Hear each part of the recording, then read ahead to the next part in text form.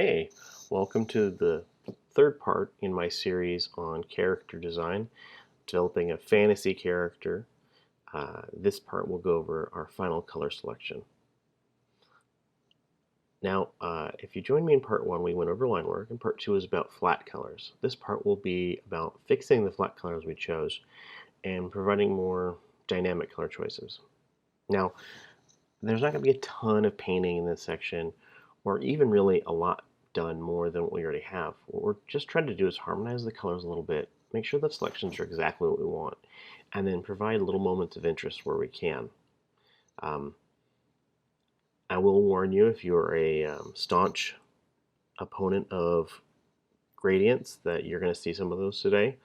And we are using cell shading. So a very simple technique here for our colors. But the idea, of course, is to provide a simple look at shading and final colors, because that's ultimately what this project, the field guide for the Ghostwood, is about. It's supposed to be an approachable, I don't want to say meant for kids, because it's not. It's just an approachable, humorous, cartoon-like world in which I get to practice some physical drawing skills as well as some digital, and gets me away from Illustrator, which I'm really good at, but use far too much.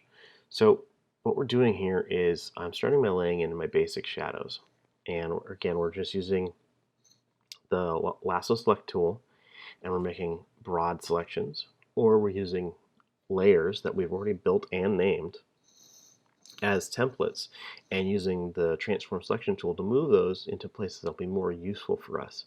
For example, this hand, we're command selecting the hand, transform selecting it, and then moving it down so that the shadows match the hand, right? In other areas, we're just using simple selections, and in other areas, we'll use the lasso, the pen tool to create nice, smooth cells to be shaded in. Now, one thing you can do in some cases, if you had a very complicated drawing and you wanted all of your skin to have one layer for its shadows, you could simply parent the shadow layer on top of your skin layer, and then press the Alt key, and then select, while selecting the shadow layer, hold the Alt key and then select the layer underneath it. And what it would do is would make it so that nothing that you painted in the shadow layer could appear outside of what already existed in the skin layer. It basically means that that won't be able to go beyond that area. That can be a useful tool here. Now in this case, I didn't use it too much in this because it is a simple piece and doesn't have that many layers, but it can be powerful.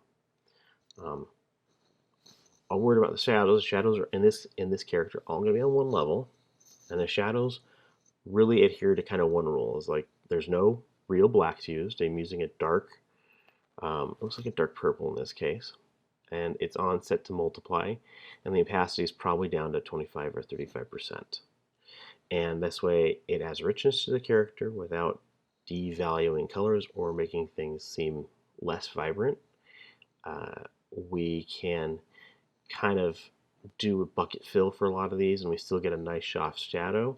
And then we will be able to use the blur tool at the end here to kind of soften up some of our edges, although I find it's not terribly necessary. A lot of these cell shadings are just appropriate for the kind of cartoon style we're doing here. And you can see that the rules for my shading here are pretty simple. I'm working with a roughly upwards light that you might like. It hints at coming from the left side. I'm not trying to build too strong of that scenario here. I'm not trying to make this particularly complicated from a shading perspective, but for example, this hand, the palm of it is facing away from the light source, quote unquote, and so I'm painting the shadow appropriately. Now this will be important when I do the shading for later characters, but for this character right now, it's a simple technique that gets me to where I'm going, and I don't have to adhere to it too crazy. Like for example, there where we just colored in under the knee, I imagine there might be an area of the knee that was more shadowed than the other side. The left side would probably be more in light, but I'm trying to provide some depth without getting way too caught up into the specificity of the shadows. This isn't the kind of illustration I'm working on. Um, and some of these shadows are cast style shadows like the ones in the skirt, and others like the ones here we're working on between the feet are almost like light source shadows, or even ambient occlusion style shadows, shadows based on proximity to other objects. So it's a bit of half a dozen of one, six of another. And that's going to be a choice you have to make for yourself. Like, for example, the inside brim of the hat, the far right side, if there was light casting, would be getting plenty of light, and the left side would be cast in shadow. But I've pretty ubiquitously shaded it, and that's because it's inside the hat, so it's darker. And that's really more of like a cartoon type shading decision. Which is funny because that bugs me when I see it in cartoons. I always see it as like, oh, they didn't even take the time to shade it. But ultimately, I understand what you're doing is you're trying to appeal to that coloring book cartoon aesthetic, that Saturday morning cartoon aesthetic. Now, as we move on, you can see that I'm making some selections and painting in some varying colors to kind of give the appearance of moving down the piece, or just this is darker green because I want it to be, I want to create some visual interest. In other places, I'm recoloring something entirely, and in others, I'm just using a hint of a brighter color in that area in order to kind of sell the idea of the light source. I do that in the shirt and a little bit in the face here, but not a ton. And ultimately, this is the funnest part of this. It is also the shortest part. So it's kind of a shame that you have to do all this pre-work in order to get to this part, just so you can kind of eat your dessert. But at this point, you know that the thing you're working on is going to work. It's turning out, hey, we're 99% of the way there. Anything we get over this is gravy. Because ultimately, this is really close to what I'm looking for. And now I get to do fun things like, oh, I'm just going to paint a little bit of green here. Or I'm going to make some style choices and really make this mine and step away from like this pure, pure kind of green frog from Sesame Street, if you forgive the reference again. But almost every one of these cells is going to get some combination of colors because that's how colors exist in real life. They gradiate due to light, they gradiate due to natural frequencies in skin tones and fabrics and materials. And you can get away with a lot of really, I don't want to say easy or simple, but you get a lot of work out of just a simple coloration.